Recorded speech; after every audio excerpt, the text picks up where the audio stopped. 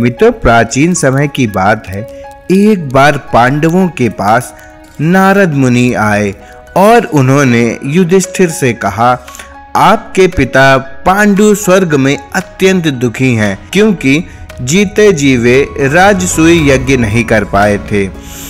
यहाँ हम आपको बताना चाहेंगे, राजसूय वैदिक काल का एक विख्यात यज्ञ था, जिसे कोई भी राजा चक्रवर्ती सम्राट बनने के लिए करता था। नारद जी ने युधिष्ठिर से कहा, अब यह आपका कर्तव्य है कि आप राजसूय यज्ञ करें, ताकि आपके पिता की आत्मा को शांति मिल सके। नारद मुनि की आज्ञा से पांडवों ने राजसूय यज्ञ का आयोजन किया और उसे भव्य बनाने के लिए युधिष्ठिर ने भगवान शिव के परम भक्त ऋषि पुरुषमृगा को आमंत्रित करने का फैसला किया। आगे बढ़ने से पहले आप सबसे निवेदन है कि हमारे चैनल को सब्सक्राइब करना बिल्कुल ना भूलें। ऋषि पुरुषमृगा जन्म से ही अपने नाम के जैसे थे। उनका आधा शरीर पुरुष का और पैर मृग के समान थे। उन्हें ढूंढने और बुलाने का जिम्मा भीम को दिया गया। अब भीम पुरुष मृगा की खोज में निकलने लगे। तब भगवान श्री कृष्ण ने भीम को चेतावनी दी कि यदि तुम पुरुष मृगा की गति का मुकाबला नहीं कर पाए तो वे तुम्हें समाप्त कर देंगे। इस बात से भयभीत भीम पुरुष मृगा की खोज में हिमालय की ओर चल दिए। जंगल में उन्हें हनुमान जी मिले। हनुमान जी ने भीम से उनके चिंतित होने का कारण पूछा। भीम ने बजरंगबली को पूरी कथा बताई। हनुमान जी ने भीम से कहा, पुरुष मृगा की गति बहुत तेज है और उनका कोई भी मुकाबला नहीं कर सकता। उसकी गति मंद करने का एक ही उपाय है, क्योंकि वो शिव का परम भक्त है। इसलिए यदि हम उनके रास्ते पर शिवलिंग बना दें तो वो उनकी पूजा करने अवश्य रुक जाएंगे। भीम की सहायता करने के लिए बजरंगबली ने उन्हें अपने 3 बाल दिए और कहा, जब भी तुम्हें लगे कि पुरुष मृगा तुम्हें पिछाड़ देंगे तब तुम वहां एक बाल गिरा देना।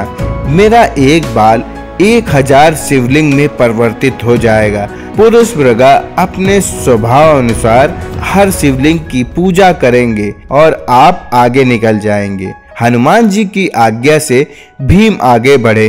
कुछ ही दूर बाद भीम को पुरुष मृगा मिल गए जो भगवान शिव की आराधना कर रहे थे। भीम ने उन्हें प्रणाम किया और अपने जाने का कारण बताया।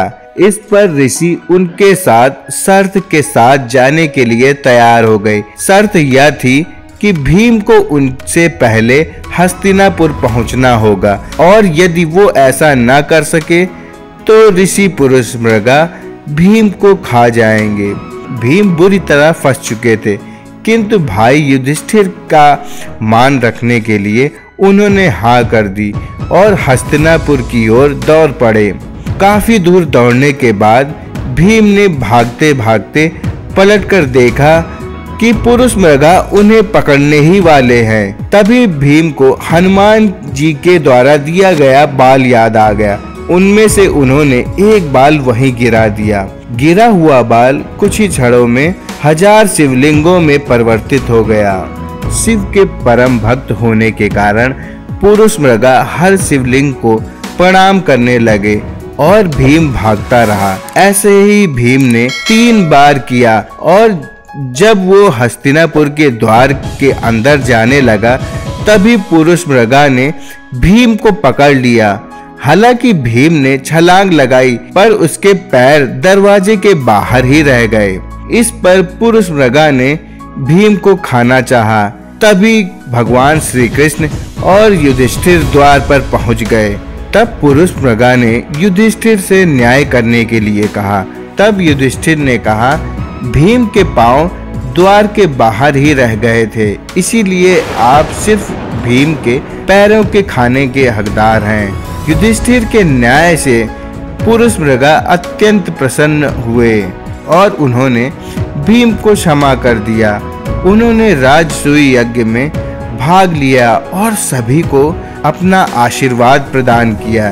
मित्रों, आपको हमारी ये जानकारी कैसी लगी कमेंट बॉक्स में अवश्य बताइएगा।